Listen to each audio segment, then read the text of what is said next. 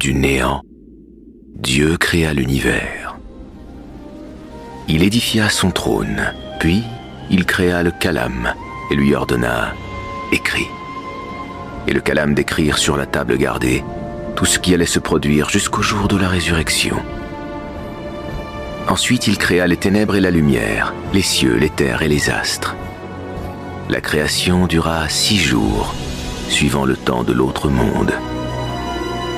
Il se tourna ensuite vers le ciel, qui était une fumée, et y établit 7 cieux, en révélant à chaque ciel ce qui le concernait. Après avoir achevé la création du monde supérieur et inférieur, il étendit la terre en faisant sortir d'elle ce qui était enfoui dans ses entrailles. Dieu, créateur de toutes choses, créa le monde. Il créa alors une troupe d'anges de sa propre lumière qui remplit les cieux, debout, inclinés, prosternés, tous en adoration, sans interruption, devant le Seigneur des mondes. Il créa les anges gardiens et les porteurs du trône, dont Raphaël, plus connu sous le nom d'Israphil, qui soufflera dans le corps.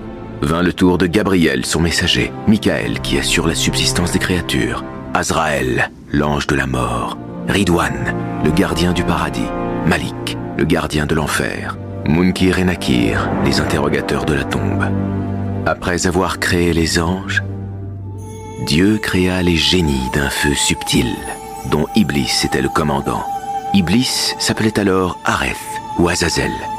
Azazel était le plus fervent adorateur du Tout-Puissant. Il s'était consacré au service de Dieu pendant un grand nombre d'années, sans jamais se révolter. Les génies vinrent sur la terre et eurent un empire. Ils semèrent alors la corruption sur la terre et se révoltèrent contre Dieu. Le Seigneur leur envoya alors Iblis à la tête d'une armée d'anges et chassa les génies qui se retirèrent vers des îles lointaines.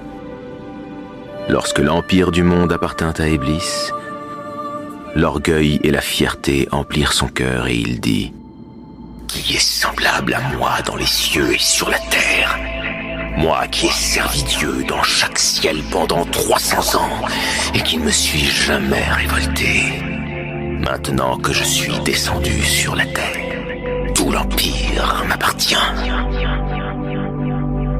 Dieu, l'Omniscient, savait ce que cachait le cœur d'Iblis.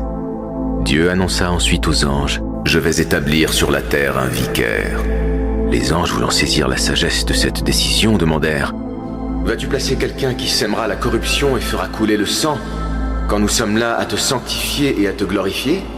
Il dit « En vérité, je sais ce que vous ne savez pas.